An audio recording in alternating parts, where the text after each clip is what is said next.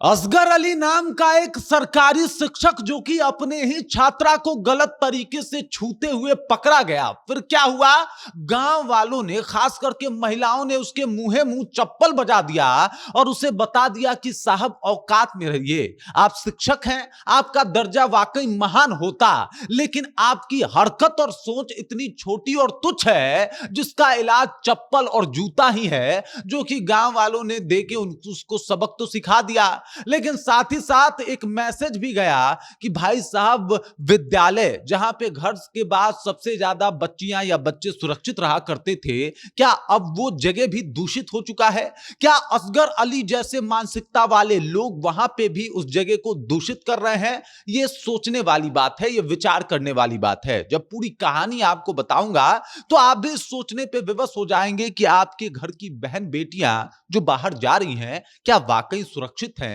या फिर उनको भी खतरा है? पूरी कहानी क्या है, चलिए इसके ऊपर विस्तार पूर्वक चर्चा करेंगे, विस्तार पूर्वक जानने का प्रयास करेंगे। लेकिन उससे पहले मेरा परिचय जान लीजिए। मेरा नाम है रजत और आप जनता जंक्शन देख रहे हैं। मामला कहां का है?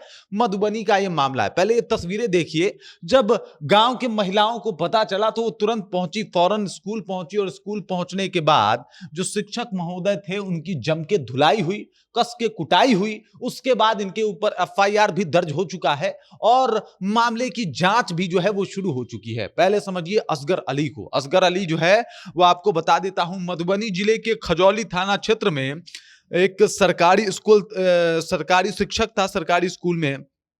और यहां पे जो मामला सामने आया है, यहां पे जितनी भी छात्राएं पढ़ने जाती थी उनकी उनके ऊपर इसकी गलत निगाहें हुआ करती थी। अब देख लीजिए किस तरीके की इसकी हरकत जो है वो सामने आ रही है कि ये जो है वो बच्चियों तक को भी नहीं बख्शता था। अब आप जरा विचार कीजिए, 5वीं कक्षा की छात्रा का मतलब उम्र कितना?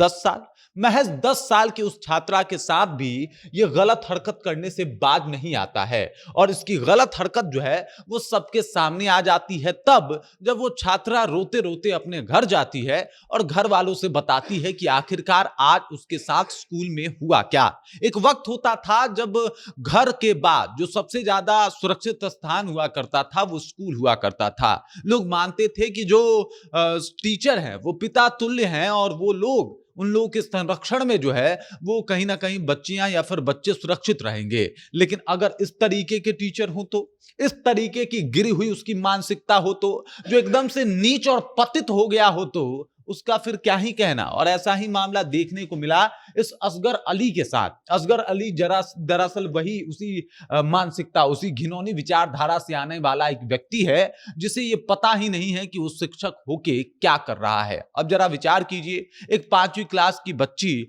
अपने क्लास में जाती है और उसे शिक्षक के साथ ही इस तरीके से मतलब कहीं ना कहीं अनकंफर्टेबल होना पड़ता है। उसे शिक्षक ही छेड़ता है, परेशान करता है, बैड टच करता है। उसके ऊपर क्या बीतती होगी या फिर वो कितना परेशान होता होगा। इस तरीके की तस्वीरें जब सामने आई तो लोग भी परेशान हो गए, लोग भी सोचने पे विवश हो गए कि देख लीजिए कैसी व्यवस्थाएं हो गई है और ये किस प्रकार के शिक्षक हो गए हैं। वो लोग जो सोचा करते थे कि साहब अगर हमारी बच्चियां या फिर बच्चे स्कूल जा रहे हैं तो सुरक्षित होंगे, क्या अब ऐसे शिक्षकों से ही वो सुरक्षित हैं? ये उनके मन में सवाल है। वो लोग जो लोग सोचते थे कि साहब दिन का वक्त है, कोई दिक्कत हो रही है, रात में लड़कियों को घर से बाहर नहीं निकलना चाहिए, वो लोग के तो मन में ये बात आएगा ना कि साहब दिन के वक्त में स्कूल में जब इस तरीके की हरकत हो जा रही है तो फिर क्या ही कहना। और इसके लिए जिम्मेदार है असगर अली जैसी जहनी मानसिकता जो इस तरीके के कामों को अंजाम देते हैं। असगर अली उन्हीं में से एक था जो इस तरीके से लड़की को छूता था